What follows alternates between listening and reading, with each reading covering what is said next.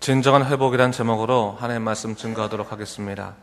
미가서에 나오는 세 번째 심판과 구원의 메시지를 다루고 있는데, 오늘 본문을 보니까 7장 6절까지는 심판에 관한 메시지고 또 7절부터는 구원에 관한 메시지입니다. 각 주제에 관한 메시지는 아주 분명합니다. 우선 심판에 관해서는 하나님께서는 죄를 용납하지 않으신다, 죄를 반드시 환난으로 갚으신다 라고 이야기하십니다. 아무리 인간들이 스스로 죄의 대가를 피해 가려 해도 반드시 형벌의 날이 이를 것이고, 그때는 서로가 원수 될 수밖에 없는 관계의 고통이 임하게 될 것이라고 이야기하고 있습니다. 그런데 여러분, 우리가 오늘 본문을 잘 보면 알겠지만 오늘 이 죄의 성격에 대해서 얘기하고 있는 것을 볼 수 있습니다. 사실 사단은 인간에게 죄를 심어줄 때 혼자 죄짓게 만들지 않습니다. 여러분, 죄는 반드시 서로가 도모되게 됩니다. 도모되게 되고 또 서로 도모하는 것만이 사는 길이라고 착각하게 만듭니다. 하와가 죄를 지을 때 아담으로 하여금 죄에 참여하도록 도모하지 않았습니까? 또 창세기 11장에 보면 인간들이 신할 평지에서 하나님을 대항하기 위하여 바벨탑을 쌓을 때 서로 죄를 도모하는 것을 볼 수 있습니다. 창세기 11장 4절에 보면 또 말하되 자 성읍과 탑을 건설하여 그 탑 꼭대기를 하늘에 닿게 하여 우리 이름을 내고 온 지면에 흩어짐을 면하게 하였더니 말하고 있습니다. 어떻게 보면 흩어지지 않기 위해서, 살기 위해서, 또 이름을 내기 위해서 죄를 지어야 한다는, 어떻게 보면 이상한 당위성에 빠지게 하는 것이 이 죄의 특성입니다. 그래서 여러분, 죄라고 하는 것은 설득이라는 방법을 통해서 우리에게 다가올 때가 참 많이 있습니다. 가장 가까운 사람을 통해서, 가장 믿을 만한 사람을 통해서 죄가 들어올 때도 적지 않습니다. 여러분, 죄의 속성이 뭐라 그랬습니까? 하나님과의 영적인 단절이 바로 죄입니다. 죄는 영원한 죽음보다도 오늘의 결합이 더 중요하다고 여기게끔 만드는 그런 특성을 가지고 있다는 사실을 잊지 말아야 되고, 그렇기 때문에 죄는 도모되고 죄는 전염된다는 사실을 우리가 절대로 잊지 말아야 됩니다. 오늘 본문 3절도 보니까요, 두 손으로 악을 부지런히 행하는도다. 그 지도자와 재판관은 뇌물을 구하며 권세자는 자기 마음의 욕심을 말하며 그들이 어떻게 됐다고 했습니까? 서로 결합되었다라고 했습니다. 그 마음 가운데서 하나님을 생각지 아니하고 죄를 생각하게 되면 그 다음부터는 죄가 서로 결합되는 일들이 일어나게 된다는 것을 얘기하고 있는 것이죠. 그러므로 인해서 하나님께서 인간들에게 권고하시는 것이 뭡니까? 5절 말씀인데 우리 5절 말씀 한번 같이 한번 읽겠습니다. 5절입니다. 시작. 너희는 이웃을 믿지 말며 친구를 의지하지 말며 내 품에 누운 여인에게라도 내 입의 문을 지킬지어다 했어요. 이웃을 믿지 말고 친구를 의지하지 말고 네가 사랑하는 여인이라도 내 입의 문을 지켜야 된다라고 얘기하고 있습니다. 그렇지 아니하면 네가 죄에 빠져들 수밖에 없게 될 것이다라는 것을 경고하고 있는 것이죠. 여러분, 하나님이 주신 말씀을 놓지 말아야 할 것은, 어제도 제가 이미 말씀드렸지만 죄라고 하는 것은 일단 우리 안에 파고들고 나면 우선적으로 우리 양심을 마비시키고 분별의 영을 파괴시킵니다. 여러분, 죄가 처음 들어올 때 그 최초는 우리 마음이 어떻게 반응하냐면 죄책감으로 반응하게 돼 있어요. 여러분들 혹시 어떠한 죄를 짓는다고 생각했을 때 그 죄를 짓게 되면 하나님께서 기뻐하지 아니하시는데, 이렇게 하면 안 된다라고 하는 이 마음의 죄책감들이 우리로 하여금 그 상황을 슬프게 만들고 고통스럽게 만듭니다. 그러나 죄가 한 번, 두 번, 세 번 반복되면요, 어느 순간 내가 최초에 느꼈던 죄책감은 사라지고 그 죄를 즐기는 쪽으로 바뀌어지게 되는 것이고, 그 죄를 혼자 짓지 아니하고 다른 사람과 함께 짓기 위해서 다른 사람을 청하게 되는 그런 도모하는 방식으로 바뀌는 것을 보게 됩니다. 여러분, 그것이 죄의 특성이라는 것을 우리 잊지 말아야 되는 거예요. 그래서 여러분, 좀 잔인한 말 같지만 하나님께서는 우리에게 권고하고 계신 거죠. 사람은 악하기 때문에 그 안에서 선함을 찾으려고 하지 말아라. 사람은 그 중심을 하나님께 드리지 않고는 누구도 하나님께 이를 수 없, 하나님의 의에 이를 수 없다라는 것을 분명히 하고 있는 것입니다. 오늘 본문에서 말하는 것이 이제부터 너 다른 사람과 완전히 관계를 끊고 혼자 산에서 살아라 라고 말씀하시는 것이 아니에요. 네가 인생을 살아갈 때 정말로 인생의 참된 의미를 어디서부터 찾아야 할 것인가, 네가 인생의 길을 어디서부터 찾아야 할 것인가를 분명히 정하지 않으면 너는 내 삶 속에서 길을 잃어버릴 만한 일들을 너무나 많이 겪게 될 것이다 라는 것을 얘기하고 있는 것이죠. 죄는 그만큼 우리로 하여금 마지막 한순간까지 길을 잃어버리도록 만든다는 거예요. 여러분, 우리가 하나님의 열심에 관해서 우리가 다 생각합니다. 하나님은 열심히 있으시죠. 그래서 우리로 하여금 마지막까지 구원하시려고 모든 것을 내어주시고 모든 것을 인도하시는 그분이 바로 하나님이십니다. 동시에 잊지 말 것은 사단의 열심도 잊지 말아야 되는 거예요. 마지막까지 우리가 길을 잃어버리도록, 내가 평생을 믿음 생활을 잘해왔지만 마지막 그 문 앞에서 주저앉도록, 넘어지도록, 등 돌리도록 만드는 것이 이 사단의 열심이라는 것을 잊지 말아야 하는 거예요. 하나님 나라에 이르기까지 죄의 유혹은 절대로 끊어지지 않고 죄의 공격은 절대로 중지되지 않습니다. 여러분, 우리가 항상 잊지 말아야 되는 거예요. 나는 예수를 열심히 믿기 때문에, 나는 그리스도의 사랑으로 인해서 거듭났기 때문에 이제는 난 절대로 죄의 영향을 받지 않는다라고 생각한다면 그것도 큰 오해예요, 여러분. 믿음이 좋을수록, 하나님을 사랑할수록 죄는 더 전혀 다른 방식으로 우리를 파고들어서 우리를 낭만케 한다는 사실을 잊지 말아야 되는 것입니다.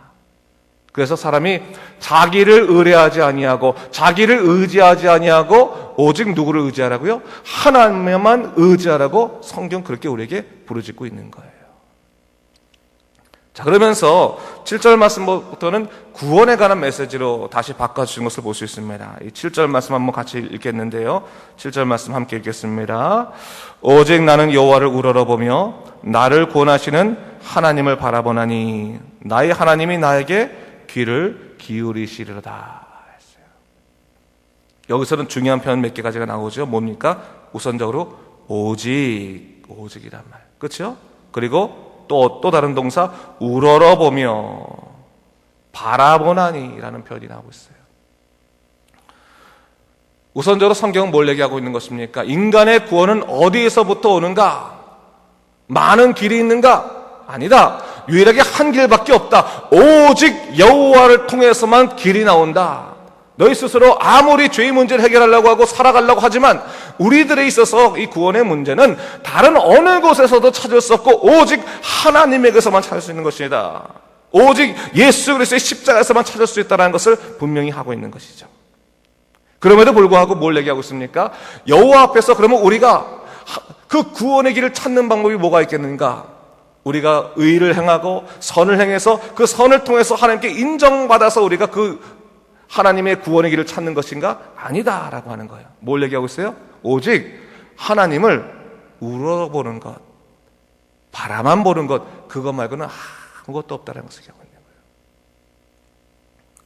여러분, 여기서 우리가 오해하지 말 것은, 그렇다고 해서 우리가 그러면 선한 행동을 하나도 하지 않고 그 다음부터 내가 하나님만 우러러보겠습니다라는 것을 말하는 것이 아니에요. 이것은 뭡니까? 인간 스스로에게 구원의 길이 없음을 인정하고 무익한 종에 대해서 가슴 아파하고 슬퍼하면서 하나님을 바라보는, 구원을 청하는 그 갈망의 마음, 회개의 마음에서부터 구원의 역사가 시작된다는 것을 얘기하고 있는 거예요.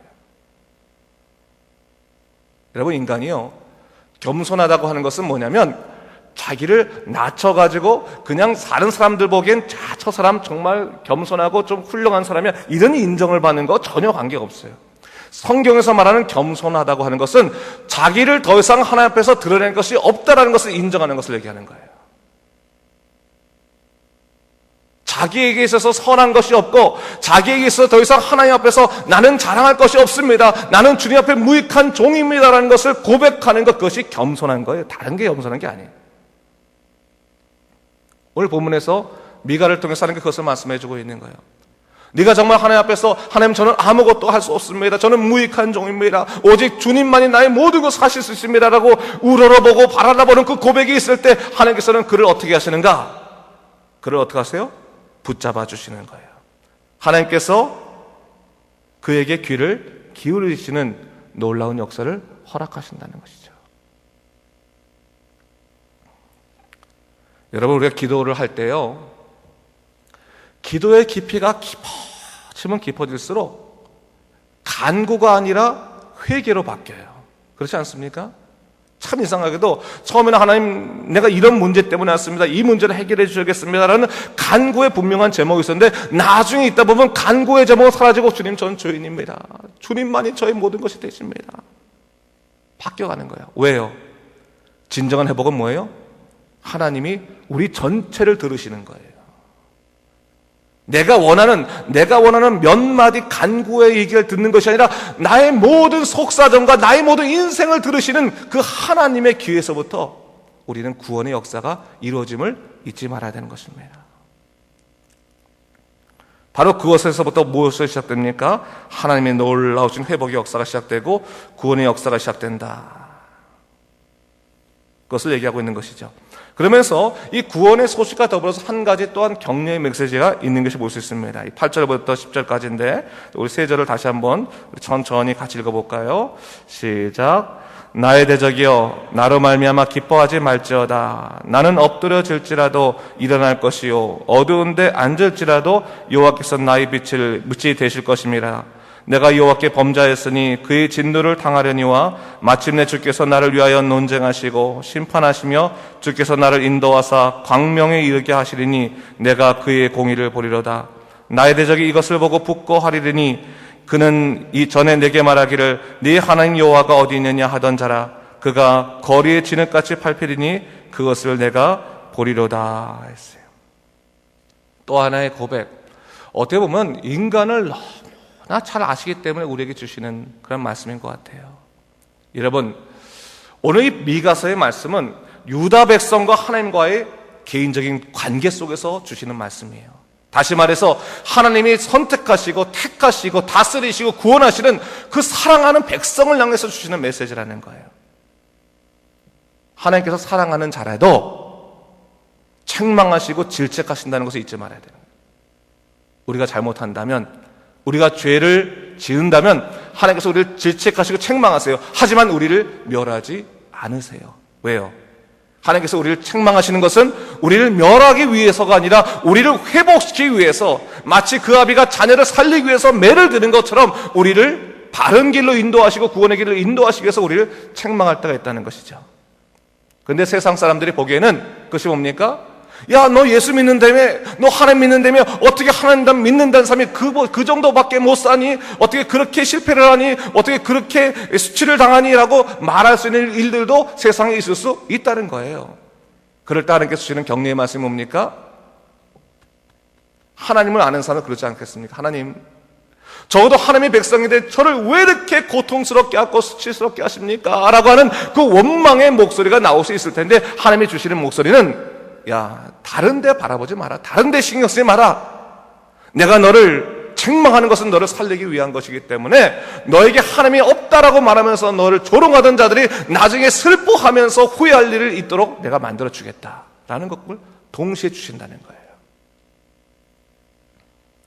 여러분, 우리가 신앙생활할 때요, 종종 정말 예수 믿지 않는 사람들에게도 부끄러울 만큼의 고통이 임할 때가 있어요. 사업에 실패한다든지 또 여러 가지 수치를 당한다든지 고통을 당하는 일들이 있을 수 있어요. 그럴 때 여러분, 어떤 생각할 때가 하기 쉽냐면, 야, 내가 열심히 예수 믿어왔는데 이렇게까지 내가 삶이 안 풀린다면 내가 굳이 예수 믿을 필요 있나? 하나님, 저는 예수님 그렇게 믿지 않을래요. 저를 이렇게 고통스럽게 한다면 하나님, 저는 믿음 생활 굳이 할 일이 없어요 라고 하면서 믿음 생활 하지 않고 싶을 유혹이 생길 때가 있어요. 그 유혹이 생길 때마다 여러분, 사단이 주는 유혹이에요. 자녀는 그 아비를 버릴 수 없어요. 사단은 우리로 하여금 하나님의 자녀가 아니라 버림받은 이방인으로서 우리 생각을 자꾸 바꿔놓으려고 노력하는 거예요. 절대로 잊지 말 것은 우리는 뭐예요? 하나님의 자녀라. 잊지 말 자녀라. 하나님이 절대로 버리지 않으세요. 그렇기 때문에 오늘의 고통도 하나님이 함께 하신다면 내일의 회복과 감사의 제목으로 바꾸신다는 것을 잊지 말아야 되는 것입니다. 그것이 바로 하나님의 약속이신 거예요. 세상 눈치 보지 말고 오늘 네가 봐야 될 나를 정확히 바라보고 내게 손을 내밀어라 라고 하나님께서 우리에게 분명히 이야기하고 계시는 것입니다.